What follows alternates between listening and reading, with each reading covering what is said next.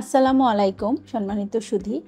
দাঁতের যত্নে প্রতিদিন দাঁত ব্রাশ করাটা যেমন জরুরি, তেমনি দিনের পর দিন যদি আমরা ভুল নিয়মে দাঁত ব্রাশ করি তাহলে তা দাঁতের মারাত্মক ক্ষতিরও কারণ হতে পারে। আজকে আমরা এই বিষয়গুলো নিয়েই জানব।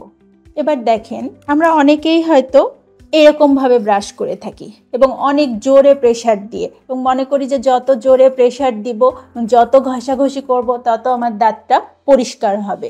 কিন্তু না, এইটা একটা ভুল পদ্ধতি। কেন? কারণ হচ্ছে, যখন আপনি এইভাবে প্রেশার দিতে থাকবেন দিনের পর দিন, এরকম হরিজন্টাল প্রেশার দিলে দাঁতের এই জায়গাটাতে, নেক পোর্শনটাতে ক্ষয় হয়ে যায়। কারণ আমাদের দাঁতের যে এনামেলটা থাকে, এনামেল এই উপরের সারফেসগুলোতে যত বেশি থাকে, এই নেক রিজিয়নে খুব অল্প লেয়ারে থাকে। এছাড়া আরও অনেক কারণ আছে, যার কারণে এইখানে যখন আমরা অনেক জোরে প্রেশার দিয়ে দাঁত ব্রাশ করব আড়াআড়িভাবে, তখন দাঁতের এই অংশটা ক্ষয় হয়ে যায়। মনে হয় যে চাকু দিয়ে একটা পোঁচ দিলে যেরকম একটা ভিড় মতো হয়ে চিকন একটা ফালি উঠে এসেছে, সেরকমভাবে দাঁতের এই জায়গাটা ক্ষয় হয়ে যায়। দাঁতের এই ক্ষয় রোগটার নাম হচ্ছে ডেন্টাল অ্যাব্রাশন।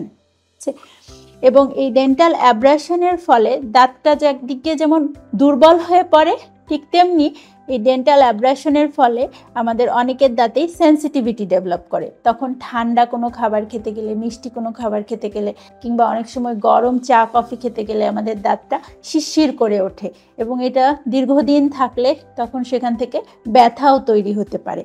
এই সমস্যাগুলো আরও দ্রুত এবং মারাত্মক আকারে হতে পারে যদি আমরা খাবার খাওয়ার সাথে সাথেই দাঁত ব্রাশ করি, অথবা অনেক দীর্ঘ সময় নিয়ে 2 মিনিটের চাইতেও বেশি সময় ধরে ব্রাশ করি এবং অনেক বেশি ফোর্স দিয়ে দাঁত ব্রাশ করি।